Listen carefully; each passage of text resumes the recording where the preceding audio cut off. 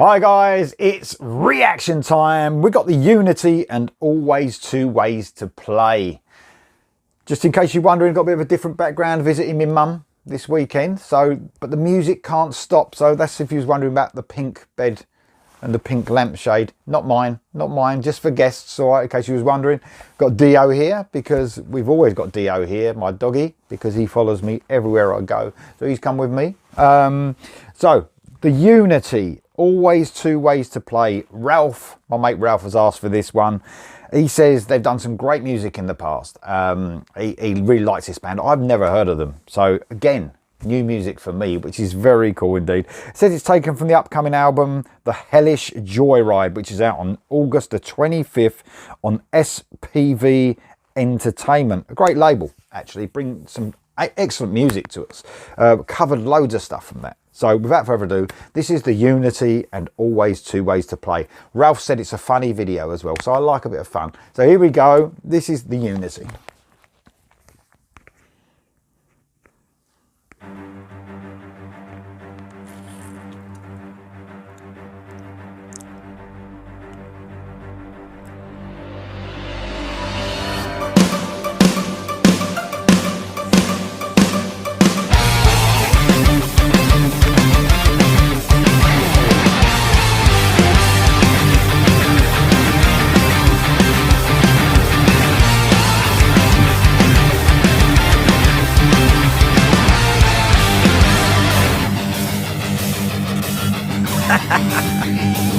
How can we rest? How can we sleep? There's no way the hatred, their heart is their seat. And the game goes on and on. Whom we believe, whom we distrust. Are you creep or the king of the lost? Tell me, where did we go wrong?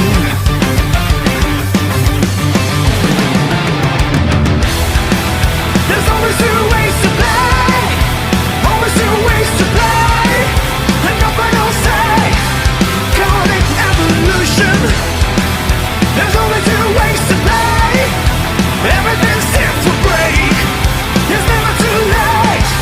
Call it evolution. Let's try revolution now.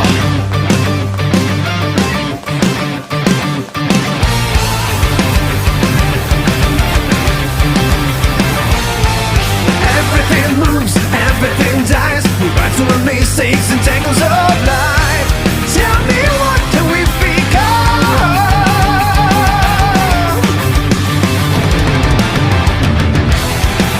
There's always two ways to play. Always two ways to play. And no final say. Call it evolution. There's only two ways to play. Everything's set to break. It's never too late.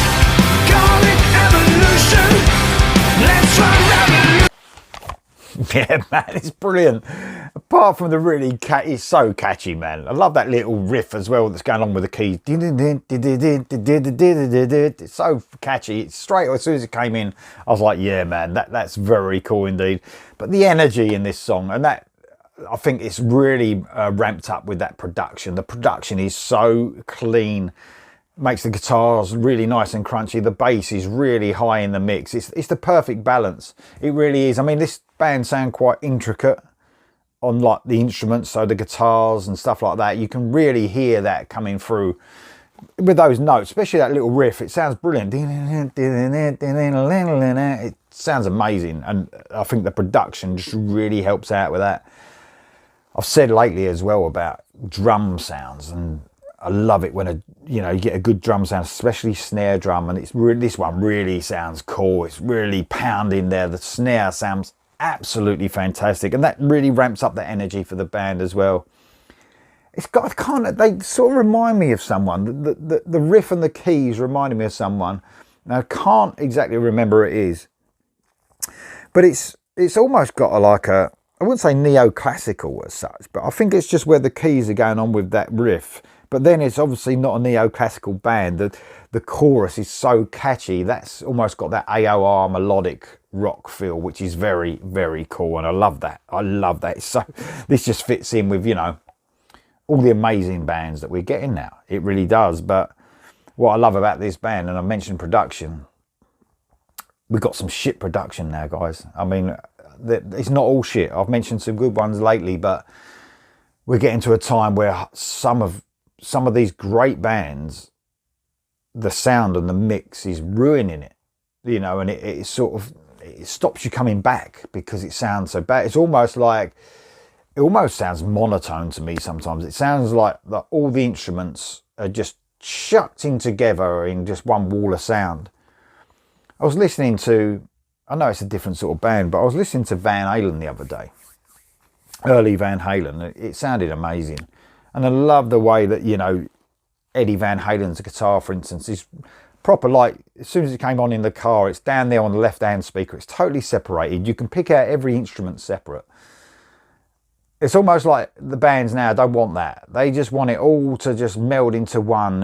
And there's no sort of dynamics in some of these bands anymore. Although, you know, to first listen, it sounds good, it sounds nice, but then after a while, you just realise you can't pick anything out. I think that's why this song sounds so good. I can pick out every little instrument. It's sort of flicking back. I can hear it on each headphone, and it sounds pretty amazing, really. So that really helps out. And if you've got a really catchy hard rock song like this, it really helps. Quite fast paced, but really energetic, and love it so far. Everyone in the band is amazing. I love the vocalist. Obviously, he's got a real powerful melodic hard rock voice. The band sound great, and the video's fucking funny as well. Let's go on with the rest, guys. Here we go. It's a revolution now.